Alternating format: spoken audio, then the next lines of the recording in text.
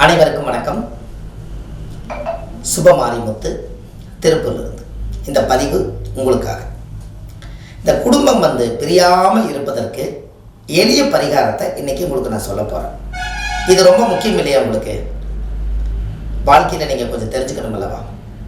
அதனால் உங்கள் வாழ்க்கையில் ஒரு பெரிய மாற்றத்தை ஏற்படுத்தி கொடுக்கும். இந்த குடும்பம் நல்லா தான் வாழ்ந்துட்டு இருப்பாங்க, ஏதோ ஒரு மனஸ்தாபத்தினால பிரிஞ்சுக்கலான்னு ஒரு முடிவு பண்ணுவாங்க. இதுக்கு நம்ம முதலே ஒரு தக்கா பண்ணி வைக்கணும் அல்லவா? அதற்கு நம்ம வம்சமாக தலைஞ்சு இந்த குடும்பம் பிரியாமல் இருக்கோம்னா ஆலமர விதை இருக்குது பாருங்க, ஆலமர விதை.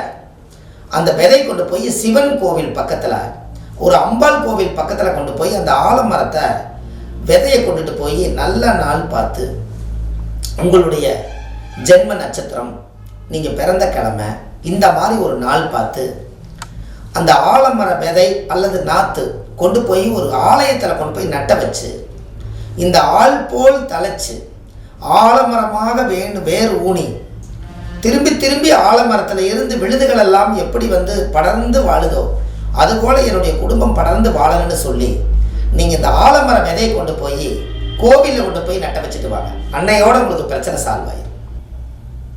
அப்போது கண்டிப்பாக உங்களுக்கு ஒரு மிகப்பெரிய மாற்றத்தை உருவாக்கி கொடுக்கும். உங்களுக்கு இன்னொன்று தெரியுமா? தாய்க்கு சும கொடுக்காத ஒரே மரம் என்ன மரம்னு உங்களுக்கு தெரியுமா? எல்லா மரங்களுமே தாய்க்கு சும கொடுக்கக்கூடிய மரம் தான். ஒரே ஒரு மரம் மட்டும்தான் தாய்க்கு சும கொடுக்காத மரம், ஆலமரம். ஏன் அப்படி? கொஞ்சம் பாருங்க, ஆலமரம் கொஞ்சம் தூரம் வளர்ந்து ஒரு 20 அடி மேலே போனதுக்கப்புறம் விழுதுகள் எல்லாம் கீழே அந்த அந்த மண் செவத்தில் ஆடி ஆடி அங்கே அந்த வேர் பிடிச்சி எல்லா பக்கமே வேர் பிடிச்சிக்கிட்டு இந்த மரம் மட்டும் சுமை இல்லாமல் இருக்கும். அப்போ ஆலமரம் மட்டும்தான் சுமை இல்லாத மரம். தாய்க்கு சுமை கொடுக்காத மரம் ஆலமரம். அது எவ்வளோ பெரிய விஷயம்னு பார்த்தீங்களா? இது மாதிரி எல்லாம் நீங்கள் வாழ்க்கையில் தெரிஞ்சுக்கணும். அப்போ நீங்கள் ஆலமரத்தை போய் சுற்றிட்டு வந்தால் நம்மளுக்கு குடும்பம் சந்தோஷ நிம்மதியாக வாழுங்கிறது உங்களுக்கு தெரியுதா? கண்டிப்பாக நடக்கும். நீங்களே இதை செஞ்சு பாருங்கள். உங்கள் வாழ்க்கையிலே குடும்பம் எதுவும் பிரிவினை வராது, ரொம்ப நல்லா இருப்பீங்க என்று சொல்லி அடுத்த பதிவில் உங்களை சந்திக்கிறேன். சுபமாரிமுத்து. நன்றி, வணக்கம்.